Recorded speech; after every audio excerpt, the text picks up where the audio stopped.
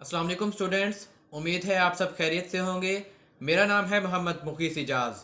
Students, हम parts of speech को discuss कर रहे थे और पार्ट्स ऑफ स्पीच में हमने नाउन को कम्प्लीटली डिस्कस कर लिया था। इसके अलावा हमने प्रोनाउंस में उसकी सबसे पहली टाइप पर्सनल प्रोनाउन को भी लास्ट वीडियो में डिस्कस कर लिया था।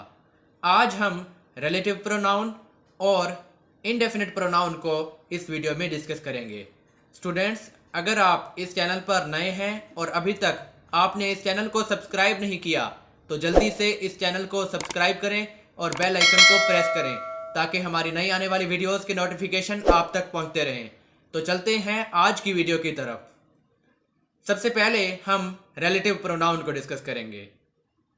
रिलेटिव प्रोनाउंस को हम फिक्रे में नाउन को रिपीट करने से बचने के लिए इस्तेमाल करते हैं। इसके अलावा ये ख़ास तौर पर उस वक्त मददगार साबित होते हैं जब एक क्लास दूसरी क्लास में एम्बेडेड हो, यानी कि सरायत शुदा हो, यानी कि वो दोनों क्लासेस जुड़ी हुई हों। ऐसा हम इसलिए करते हैं ताकि हम दोनों क्लासेस को ग्रामर के मुताबिक रखें। रिलेटिव प्रोनाउंस में हु, होम और हुज लोगों और जानवरों को रेफर करने के लिए इस्तेमाल होते हैं, यानी कि लोगों और जानवरों की जगह पर फिक्रे में आते हैं। जबकि विच और ऑफ विच को हम चीज़ों की जगह पर इस्तेमाल करते हैं, यानी कि चीज़ों को रेफर करने के लिए इस्तेमाल करते हैं।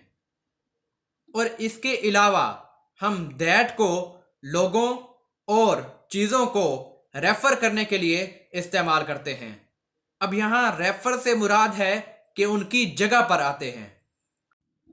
For example, this violin which he learned to play as a child is a valuable instrument.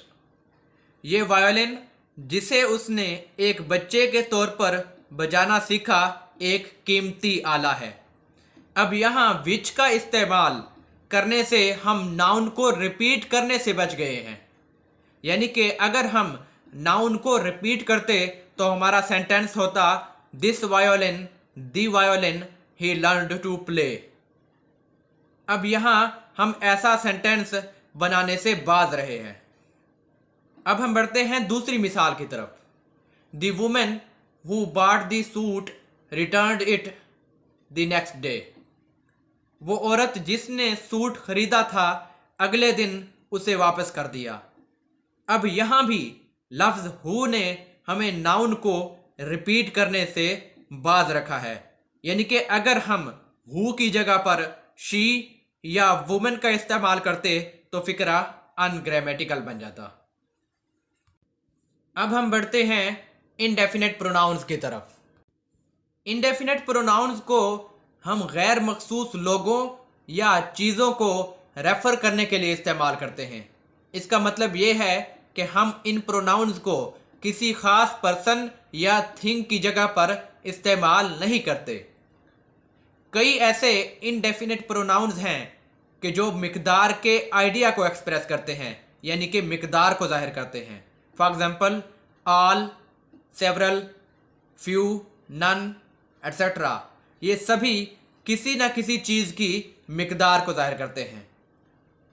इसके अलावा इनडेफिनेट प्रोनाउंस में शामिल हैं all, another, any, anybody, anyone, both, इसी तरह each, either, everybody, everyone, few, many, और इसी तरह most, neither, nobody, none, no one, one, और इसके अलावा other, several, some, somebody, someone, such. ये सभी क्या हैं? इनडेफिनेट प्रोनाउंस हैं और ये गैर मखसूस लोगों या चीज़ों को रेफर करने के लिए इस्तेमाल होते हैं, यानी कि इनको हम किसी ख़ास शख्स या चीज़ की जगह पर इस्तेमाल नहीं करते। अब हम बढ़ते हैं एग्जाम्पल्स फॉर इनडेफिनेट प्रोनाउंस की तरफ।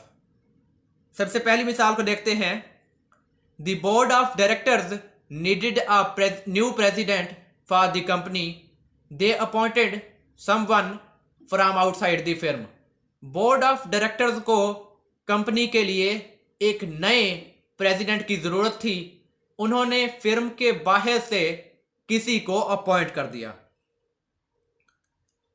अब पहली एग्जांपल में दूसरे सेंटेंस पर गौर करें। उन्होंने फिर्म के बाहर से किसी को अपॉइंट किया। अब उन्होंने अपॉइंट किसे करना था? न्यू प्रेसिडेंट को करना था। तो इस सेंटेंस में लफ्ज किसी को यानी कि समवन ने न्यू प्रेसिडेंट को रिप्लेस किया है। अब हम बढ़ते हैं दूसरी एग्जांपल की तरफ। Do you have any fantasy novels in your library? Yes we have a few. क्या तुम्हारे पास तुम्हारी लाइब्रेरी में कोई ख्याली नावल है या अफसानवी नावल है? जी हाँ, हमारे पास चंद एक हैं। अब यहां भी दूसरे सेंटेंस पर गौर करें कि हमारे पास चंद एक क्या चीजें हैं? फैंटेसी नॉवेल्स हैं।